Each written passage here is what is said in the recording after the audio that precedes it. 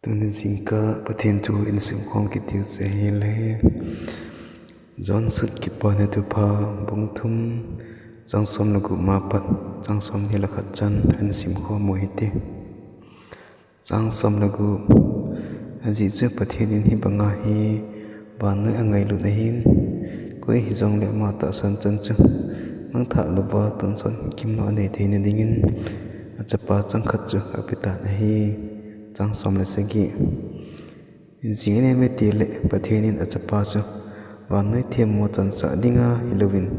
ama wang wa noi mi te ama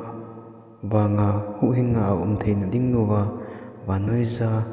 hen sor zo ai bo ve chang som lagi ama ta san na chu them mo chang lova ai tai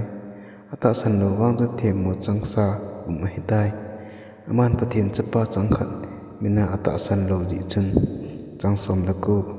chue them mo achan nau chu hi chi a hi wa noi za wa hongin a hi wangin a chon nau phat lo ji in mi hon wa sangin muthim adei zo win a hi chang som ni ezi inem itile a chon phalo zo sin wa a hot bole a chon phalo chu ki so sur khan ti atin wa chun hong zong a hong ji poi chang som ni la khat thata bol awang chu athil pha bol chu pathian wanga hi ti pon do nan wa ahong jin hi ati pathian thu sim naw phathei e bu pi taw hen